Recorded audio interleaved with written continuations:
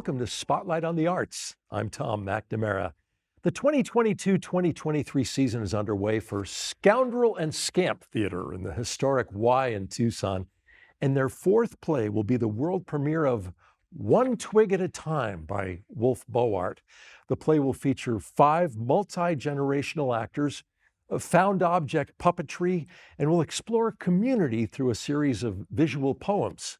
Now, Bowart's dreamlike and magical theater is unique to Tucson and best seen or experienced live. And here to tell us a little bit more about it is the man himself, Wolfe Bowart. Wolfe, good to see you. Thanks for joining us. You have had a fascinating long career all around the world, 22 countries you've performed in. Tell us a little about yourself first. Originally from New York, moved Yeah. here in '68, but grew up in the desert of Tucson and Yeah.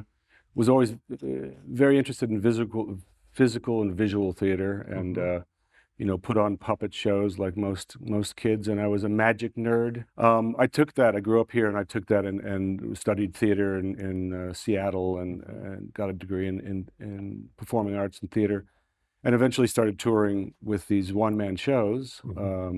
Some of them were created in Tucson, and then we'd take them out on the road.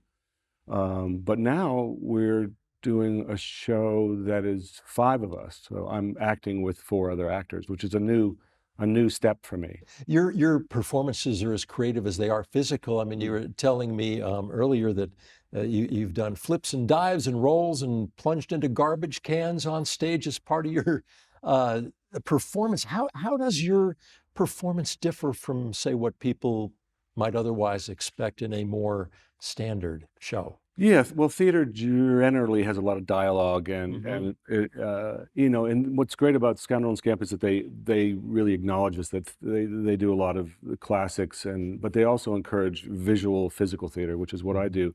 At any given time, we toured 5 different shows. And this one Twig at a Time, is included in this description. They're visual, physical theater. They're like a visual poem.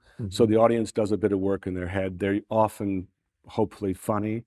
So they're physical humor. They're not Mr. Bean, but I was heavily influenced by Jacques Tati, the French filmmaker, and I watched a lot of Chaplin and Keaton and things. So on the surface, in the first part, they're funny and they're fun, but then there's often other stories underneath. One Twig at a Time is about a village, maybe European, maybe timeless village, maybe 1920s, and the community is made up of, as you said, multi-generational. I think one of our actors is 74 and the youngest is 17, and I'm somewhere in between. And and the community comes together, and so it's a day or a series of day in the life of vignettes of these different people in the community. And just like a nest, sort of the central metaphor, underlying metaphor, is that a nest is made up of twigs and branches and string and different things.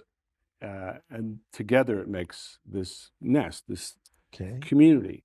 And if you don't nurture a community or pay attention, or if you lose someone in the community, you don't really realize it until it's gone. And that's sort of what we're doing here with this piece, is that it's got its own narrative, it's got its own feeling, and maybe it's surreal to some people, maybe it's magic realism to others.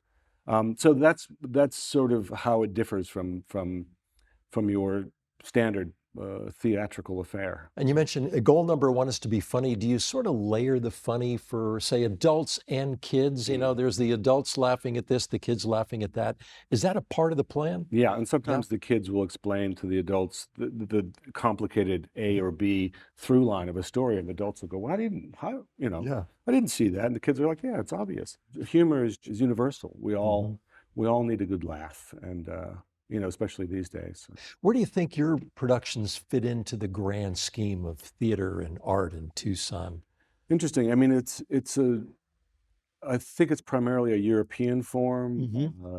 It's, in Europe they might say clown. It doesn't mean big nose and scary hair, but it's heavily influenced by the visual, physical theater that Europe that's quite big in Europe these days. When I tour, I do festivals, and I'm seeing all this great puppetry that's not necessarily just little puppets. It's these incredible street puppets and dance and dance and physicality. But America and Tucson especially has got, we have so much theater going on now. We have ATC, we have The Rogue, we have Scoundrel and Scamp, we've got all this stuff happening right now, and it's a very rich community. I'm someone that performs here every other year or so, and then I go on tour, and so to come back and see this, this great theatrical community in my hometown, has this rich culture now. It's exciting. I could tell your enthusiasm hasn't waned at all over the years. You're still talking about it like a kid at Disneyland for the first time. Yep. Yeah, I love it. It's a great way to it's a great way to connect with community. The audience leaves red-cheeked often, and smiling, laughing. You also have the younger kid, let's say 6-year-old, talking to the older generation, and they're discussing parts of the story that meant something to them, and you're creating this dialogue, which Scoundrel and Scamp has one of their mandates is to bring the young people into the theater, and so Well, we're hoping your hometown shows up for this production. And it's great. I wish you the very best with it. You can see Wolfe Bowart performing One Twig at a Time from April 13th to the 30th at the Scoundrel and Scamp Theatre. It's located in the historic Y in Tucson. And thanks for watching Spotlight on the Arts. I'm Tom McNamara. We'll see you soon.